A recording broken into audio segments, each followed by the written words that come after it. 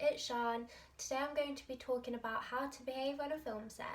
I'm going to be running through my top 10 tips for on-set etiquette, so keep watching.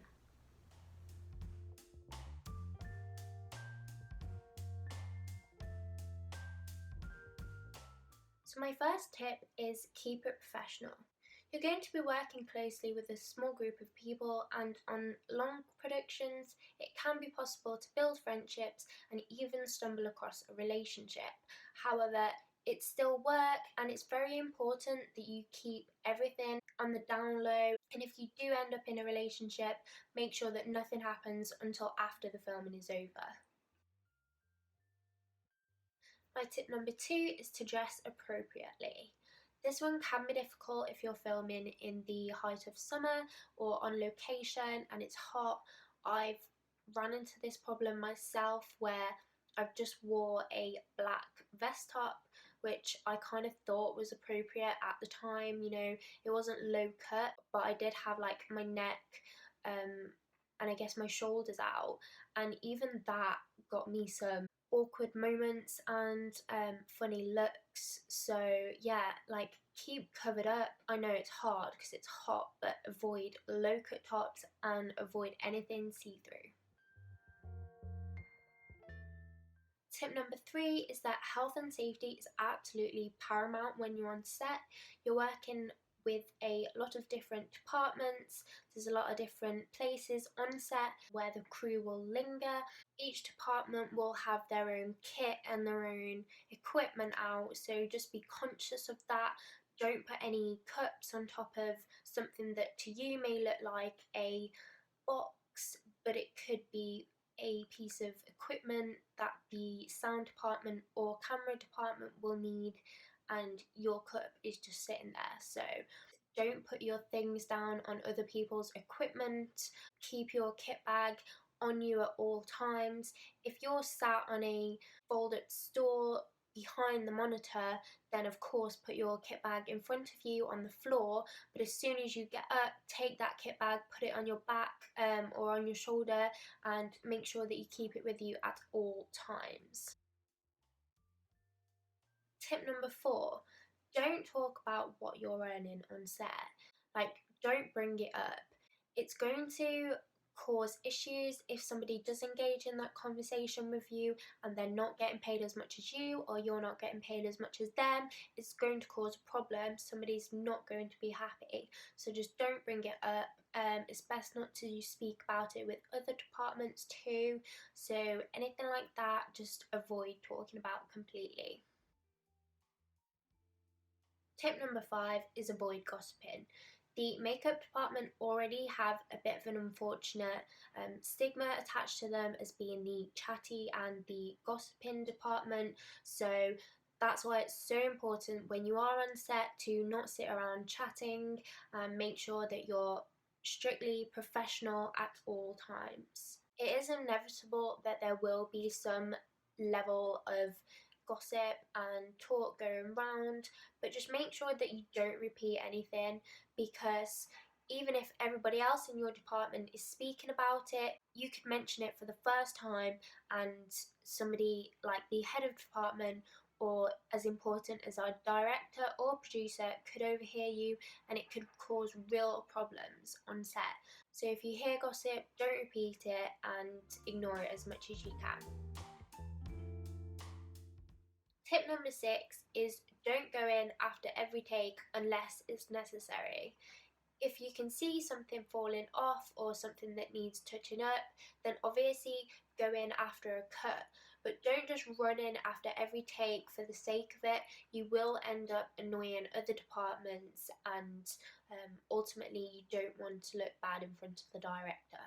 It's also important that if the actor is on a roll, the director may make the executive decision that you shouldn't go in after that cut. I have personally been told to leave a room by a director, and it's scary, it's not fun. You feel like you're being told off even though you're only trying to do your job, and obviously you're there for a reason and you've seen something that you want to correct.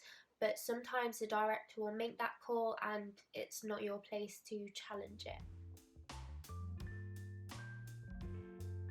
Tip number 7, no drinking on set, no drugs on set, and also behave yourself at the wrap party. Depending on the production, you may actually have the wrap party before you finish filming. So if filming gets pushed back and you're actually delayed, but the wrap party was already booked and scheduled, then it may still go ahead with a few days left on set afterwards. So make sure you behave yourself, don't step out of line, have fun. Obviously it's a very fine line. I remember being at a wrap party and because of delays we hadn't finished the filming. However, we had the wrap party and had to go to work the next day. Unfortunately, I was overwhelmed at the time at the amount of free alcohol and the company, so I had a great time. But let me assure you, the day after on set was not great at all. It was a little bit embarrassing, and yeah, I don't recommend it. Obviously, if the wrap party is after you finished filming, you can let go a little bit more, but just try and be on your best behaviour as much as possible. Tip number 8, don't take photos on set with your personal camera. I know it can be exciting if it's your first production or maybe your first job in TV and film, but always err on the side of caution. Even if you haven't had to sign a contract saying that you won't share any details or photographs online, it's better to wait until that production is finished and actually being released before you share any details or any photographs online. If you do want to take a photograph of your workstation, make sure that any scripts or any images have been taken out of the frame before you photograph your personal workstation or kit. So tip number 9 is to make sure that you stay out of the department's way when you're on set. There's going to be a lot of kit around, and this is similar to the health and safety tip. You do need to make sure that you're not putting anybody in danger by being in the wrong place at the wrong time. But it's also just going to be annoying for people. If you're in the wrong place or if you're getting into somebody's way, you will start to frustrate people and it's not going to look good for your next job. There will be a separate monitor set up for the directors and producers. Make sure you're not standing behind this one. If you are lost on set, just ask somebody for help. People would rather that you ask for help than you be stuck in the wrong place at the wrong time for too long. Tip number 10 is don't undercut your fellow makeup artists.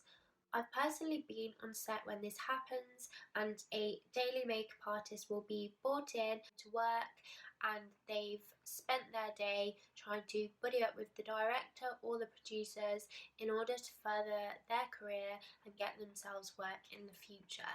Honey, it doesn't work like that. Do you think the head of department is going to hire you again? No.